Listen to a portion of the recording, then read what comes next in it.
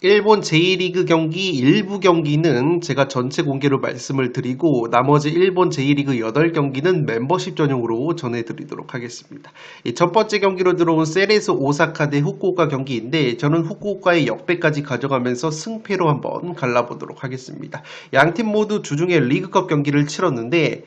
이 세레소 같은 경우에는 교토상가와의 리그컵 원정 경기에서 4대1 대승을 거뒀고 후쿠오카 역시 2부 리그 도야마와의 원정 경기에서 2대1 승리를 거두면서 양팀 모두 리그컵 승리를 거뒀기 때문에 체력적인 부분에 있어서는 양팀 모두 비슷할 것으로 생각이 됩니다. 최근 분위기 제1리그 기준으로 봤을 때는 세레소가 4경기에서 3승 1패 좀 더 좋다고 보시면 되겠고 특히나 세레소의 공격수 하탕 선수가 리그컵 포함해서 4경기 3골로 좋은 골 감각을 보여주고 있습니다. 반면에 후쿠오카 같은 경우에는 최근에 제1리그 7경기에서 3무 4패 하락세이기 때문에 확실히 리그적인 측면에서 보면 분위기가 세레소가 훨씬 좋기 때문에 세레소 쪽으로 현재 투표율이 몰려 있지만 제가 후쿠오카 쪽도 한번 가져가 보고 싶은 이유는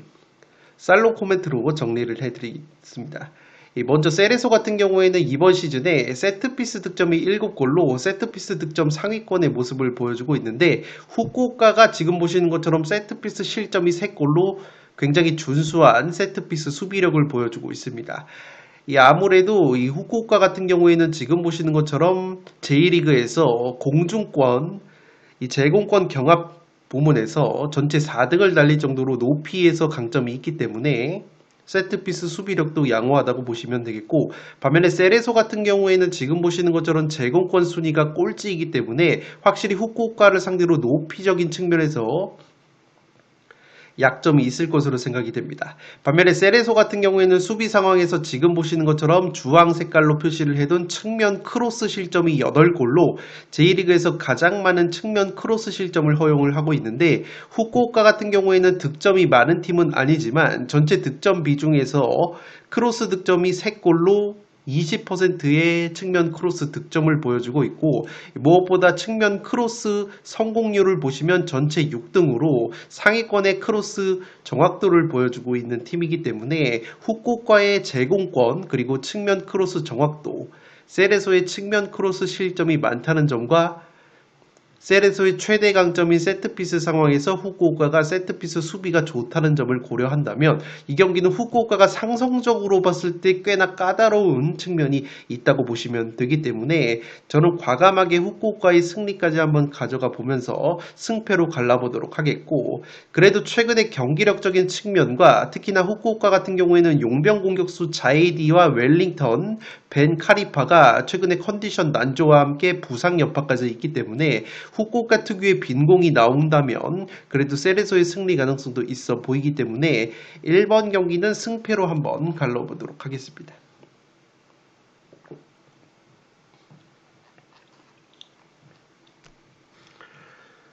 두 번째 경기는 K리그 경기인데 FC 서울 대 수원FC의 경기입니다. 저는 무승부까지 바치면서 승무로 가보도록 하겠습니다. FC 서울 같은 경우에는 최근에 K리그에서 상당히 좋지 못했습니다. K리그에서 승리가 없다가 그래도 직전 대구 원정에서 1대0 승리를 거두면서 이 무승 행진의 종지부를 찍었는데 어쨌든 8경기 기준으로는 1승 4무 3패 굉장히 저조한 모습을 보여주고 있고 무엇보다 이번 시즌 FC 서울 같은 경우에는 수비력 같은 경우에는 상당히 좋습니다. 리그 14경기에서 12실점 최소 실점 2등을 달리면서 짠물 수비를 보여주고 있지만 현재 득점 순위가 꼴찌라고 보시면 되겠습니다. 14경기에서 11골이기 때문에 FC 서울의 멤버를 봤을 때 상당히 저조한 득점력이 발목을 잡고 있다고 보시면 되겠습니다. 그나마 FC 서울은 용병 공격수 둑스 선수가 대구전에서 마침내 데뷔골을 넣었기 때문에 이 물고가 트인 둑수 선수의 발끝에 기대를 걸 수가 있어 보이고, 반면에 수원FC 같은 경우에는 최근에 K리그 4경기에서 2승 1무 1패 분위기 반전에 성공을 했습니다. 특히나 선두 대전을 홈에서 3대 0으로 잡아내면서 수원FC가 반등에 성공을 했는데, 에이스 측면 공격수인 안데르손 선수가 대전 상대로 2골 1도움 포함해서 최근에 3경기 3골 1도움을 보여주고 있기 때문에 확실히 수원FC 같은 경우에는 안데르손이 터져준다면 충분히 FC 서울 상대로 껄끄러운 경기력을 보여줄 가능성이 있어 보입니다. 다만 이 수원FC 같은 경우에는 원정에서 7경기 2무 5패, 원정에서 7경기 2골, 확실히 원정에서 경기력이 상당히 떨어지고 K리그 원정 성적 꼴찌를 달리고 있기 때문에 이 상대 전적을 보시면 아시겠지만 최근에 FC 서울이 수원FC 상대로 10경기에서 8승 2무 압도적인 천정 면모가 있기 때문에 그러한 천정 면모와 더불어서 수원FC의 원정 성적 기복을 고려한다면 무승부가 한계치이지 않나 싶습니다. 이 살롱 코멘트로 한 번 더 정리를 해드리면 양팀 첫 번째 맞대결 이번 시즌 3월 달에 펼쳐졌는데 0대0 무승부가 나왔습니다. 당시에도 슈팅 숫자 10대 10으로 완전히 5대5 경기를 했고 기대 득점을 보시면 아시겠지만 0.34 대 0.49로 상당히 저조한 공격력을 양팀 모두 보여줬습니다. 제가 FC 서울이 득점이 꼴찌라고 말씀을 드렸고 수원FC 같은 경우에는 FC 서울 다음으로 득점이 적기 때문에 양팀 모두 1차전과 마찬가지로 빈공을 보여줄 가능성이 있고, 지금 보시는 것처럼 FC 서울 같은 경우에는 K리그에서 빅찬스 미스 횟수가 전체 19번으로 두 번째로 많기 때문에 골 결정력이 상당히 떨어지는 FC 서울이라고 보시면 되겠습니다. 다만 김기동 감독 체제에서 FC 서울이 기본적으로 압박 라인 자체가 높기 때문에 이 수원FC 같은 경우에는 지금 보시는 것처럼 롱볼 패스 정확도가 전체 1등이기 때문에 무리해서 홈에서 서울이 압박 라인을 올린다가는 수원FC의 정확도 있는 롱패스 한방, 그리고 측면 공격수 안데르손의 결정력이 나와주면서 수원FC도 충분히 해볼 만한 상황이라고 생각이 되기 때문에 FC 서울과 수원FC의 떨어지는 골 결정력, 그에 비해서 FC 서울은 수비력이 좋다는 점에서 1차전 0대0 저득점 무승부와 마찬가지로 이번에도 저득점 무승부의 가능성이 보이기 때문에 이번 경기는 승무로 한번 가보도록 하겠습니다.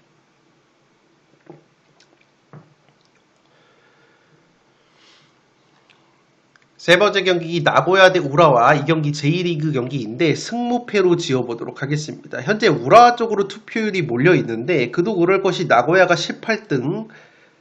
최하위권으로 쳐져 있고, 반면에 우라와는 4위 상위권에 머물고 있기 때문에 액면가로는 우라와가 좀 더 유리할 수 있겠지만 먼저 체력적인 부분에서 나고야가 우세할 수 있습니다. 이 주중에 우라와 같은 경우에는 가와사키 원정을 치렀기 때문에 체력적인 누수가 있고, 나고야는 주중 경기가 없었기 때문에 체력 우위가 있다고 보시면 되겠습니다. 특히나 우라와 같은 경우에는 주중에 리그컵 경기가 아니라 제1리그 경기를 치렀기 때문에 로테이션 폭이 굉장히 좁았고, 그렇기 때문에 체력적인 누수가 심하다고 보시면 되겠고, 무엇보다 우라와 같은 경우에는 홈에서는 7승 2패 상당히 좋지만 원정에서는 1승 6무 2패로 현재 제1리그에서 원정에서 무승부가 가장 많은 팀이 바로 우라와이기 때문에 무승부의 가능성이 있어 보이고, 이 나고야 같은 경우에도 최근에 3연속 무승부 포함해서 제1리그 4경기 1승 3무 무패를 달리고 있기 때문에 은근히 까다로운 상대가 될 것으로 생각이 됩니다. 살롱 코멘트로 정리를 해드리면 일단 체력적인 부분에서 나고야가 우세라고 말씀을 드렸고, 이 공격 상황에서 나고야 같은 경우에는 세트피스 득점 은근히 많다고 보시면 되겠습니다. 세트피스 득점이 양팀 모두 6골로 세트피스가 주력 득점 루트인데 세트피스 수비력은 은근히 나고야가 좀 더 좋다고 보시면 되겠습니다. 나고야 같은 경우에는 요코마리와 함께 제1리그에서 실점이 가장 많은 팀인데 세트피스 실점 비중이 은근히 낮습니다. 전체 세트피스 실점 비중이 16%로 4실점에 머물고 있는데, 우라와 같은 경우에는 오히려 전체 실점 비중이 세트피스 실점이 6골로 나고야보다 많고, 특히나 비중으로 따지자면은 우라와가 전체 실점 중에서 35%를 세트피스 실점으로 당하고 있기 때문에 이 경기는 은근히 나고야가 세트피스로 재미를 볼 수 있는 경기가 될 것으로 보이기 때문에 우라와의 원정 최다 무자비 면모와 주중 가와사키 원정으로 인한 체력 누수, 나고야는 주중 경기가 없었기 때문에 체력적인 우위가 있는 데다가 최근에 무패 행진, 무승부, 3연속 무승부, 무자비 면모가 있다는 점을 고려한다면 이 경기는 최소 무승부를 가져가면서 나고야 사이드 이변픽도 가져가 볼 수 있는 경기가 될 것으로 생각이 되기 때문에 3번 경기는 승무패로 지어보도록 하겠습니다.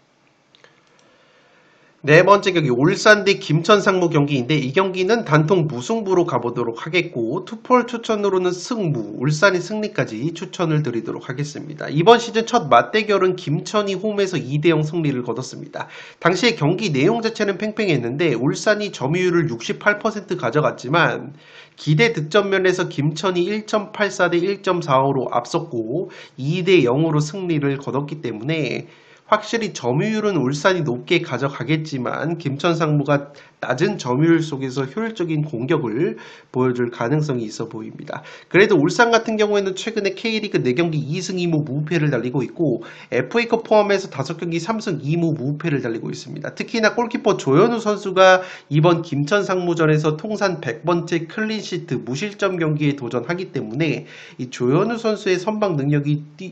나올 것으로 생각이 되고 김천 역시 탄탄한 수비력 보여주고 있기 때문에 양팀 모두 13실점으로 최소 실점 3등을 달리고 있다는 점에서 이번에도 득점 자체가 많이 터지지 않을 것 같은 매치가 될 것으로 보입니다. 다만 울산 같은 경우에는 최근에 홈에서 5경기 1승에 머물고 있기 때문에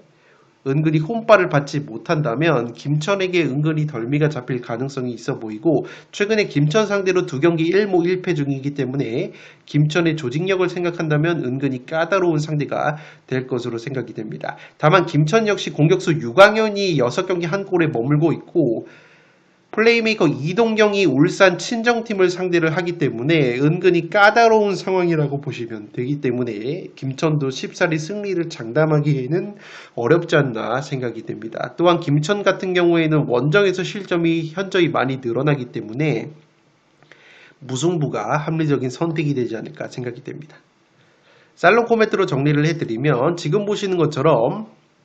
양팀 모두 기대 득점이 울산이 전체 1등, 김천 상무가 3등으로 확실히 기대 득점은 높은데 빅찬스 미스의 수가 울산이 1등 그리고 김천 상무가 3등이기 때문에 기대 득점 대비해서 골 결정력은 양팀 모두 아쉽다고 보시면 되겠습니다. 다만 양팀 모두 클린시트 횟수를 보시면 울산이 7번 전체 1등, 김천 상무가 6번으로 전체 2등이기 때문에 짠물 수비를 보여줄 수 있고 특히나 양팀 골키퍼의 선방 능력이 뛰어나기 때문에 이 경기는 양팀의 골 결정력 난조와 더불어서 양팀의 골키퍼 선방이 나와준다면 저득점 무승부의 가능성이 보이기 때문에 단통 무승부로 가보도록 하겠고 여유가 되시는 분들은 울산의 승리까지 추천을 드리는데 현재 김천 상무 같은 경우에는 신병들이 입대를 하고 고참들이 전역 휴가가 나가면서 은근히 혼란스러운 부분이 있기 때문에 그러한 혼란을 틈타서 울산이 한번 승리를 거둘 가능성도 있어 보이기 때문에 여유가 되시는 분들은 승무를 추천드리도록 하겠습니다.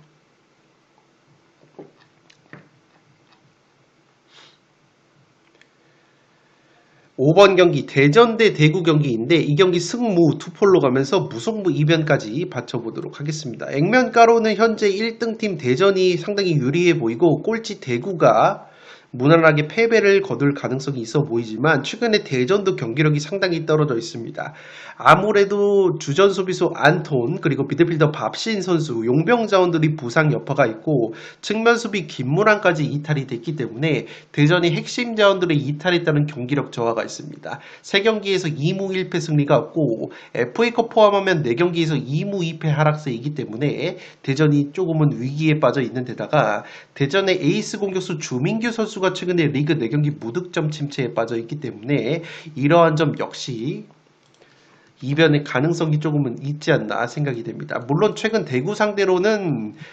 6경기 4승 2무 무패를 달리고 있는 대전이고, 대구 같은 경우에는 현재 원정에서 2무 5패 7경기 승리가 없기 때문에 현재 수원FC와 함께 원정에서 최하위권의 성적을 보여주고 있는 데다가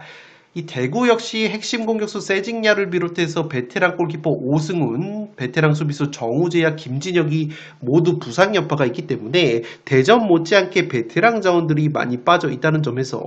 대구도 대전 원정에서 승리까지 노리기에는 상당히 어렵지 않나 싶습니다. 특히나 이 대구 같은 경우에는 부상뿐만 아니라 4월 13일에 박창현 감독 사임 이후에 이 서동원 수석코치 대행체제로 운영 중이기 때문에 아직까지 사령탑이 정해지지 않은 부분도 상당히 크게 작용을 하지 않나 생각이 되고 있습니다.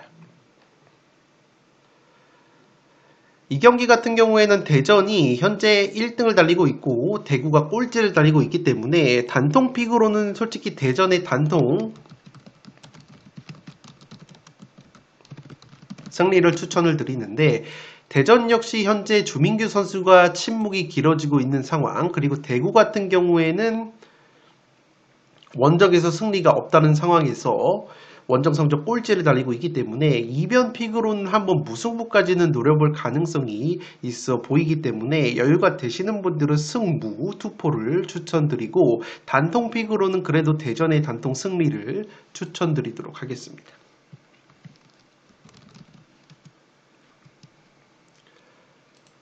현미경분석 일부 마지막 경기 광주 대 강원 14번 경기 말씀을 드리도록 하겠습니다. 단통 무승부로 가보도록 하겠고, 투폴 추천으로는 승무를 추천드리도록 하겠습니다. 제가 무승부로 가는 이유는 이 경기 역시 양팀 모두 골 결정력이 상당히 떨어진다고 보시면 되겠습니다. 강원 같은 경우에는 이번 시즌 득점이 가장 적은 팀이고, 광주 역시 세 번째로 득점이 적은데, 통계를 보시면 아시겠지만 양팀 모두 기대 득점 자체가 K리그에서 가장 낮습니다. 기대 득점이 13.8골로 광주가 11위, 강원 같은 경우에는 13.4골로 전체 꼴등을 달리고 있기 때문에 기대 득점 자체가 낮다고 보시면 되겠고, 다만 양팀 모두 골 결정력과 기대 득점이 낮은 것에 비해서 골키퍼의 기량은 상당히 좋습니다. 이 강원의 이강현 골키퍼와 광주의 이 김경민 골키퍼의 수치를 말씀을 드리면, 이강현 같은 경우에는 90분당 선방에서 전체 1등, 광주의 김경민 역시 전체 2등을 달리고 있고, 선방 확률 역시 이강현이 전체 2등, 김경민이 전체 3등을 달리고 있기 때문에 양팀이 골 결정력과 기대 득점이 떨어지는 상황 속에서 골키퍼의 기량 자체는 굉장히 뛰어나기 때문에 저득점 무승부의 구미가 당기지 않나 싶고, 이 광주 같은 경우에는 기본적으로 홈발을 받는 팀이지만 최근에 강원과의 경기에서 3연패 수렁에 빠져 있는 데다가 양팀의 첫 맞대결 역시 광주가 원정에서 점유율을 68% 가져갔지만 32%만 가져간 강원에게 패배를 당했고, 기대 득점 자체가 강원이 1.75 대 광주 0.48로 훨씬 더 효율적인 공격력을 강원이 보여줬기 때문에 최근에 강원이 광주 상대로 강했다는 점을 고려한다면 이 경기는 단통 무승부의 냄새가 나지 않나 생각이 됩니다. 특히나 광주 같은 경우에는 핵심 측면 수비수 김진호가 부상으로 빠져 있는데, 이 김진호 선수가 공격 상황에서 중앙으로 들어오는 이른바 인버티드 풀백 능력이 상당히 좋은 선수이기 때문에 측면 수비수 김진호의 부상 결장까지 고려한다면 이 경기는 광주 역시 제 아무리 홈이라고 할지라도 승리를 장담하기에는 어렵지 않나 생각이 됩니다. 따라서 양팀 모두 골키퍼의 능력이 좋다는 점과 골 결정력이 떨어지는 점을 고려한다면 단통 무승부를 추천을 드리도록 하겠고, 그래도 여유가 되시는 분들은 광주 특유의 홈발을 고려해서 승무를 추천드리도록 하겠습니다. 네, 이것으로 5억 5천만 원이 이월된 축구 승무패 36회차 현미경분석 1부를 모두 마치도록 하겠습니다. 나머지 제1리그, 일본 제1리그 경기들은 현미경분석 2부에서 다뤄드리도록 하겠고, 현미경분석 2부 같은 경우에는 멤버십 전용으로 말씀을 드리도록 하겠습니다. 지금까지 풋볼 살롱이었습니다. 감사합니다.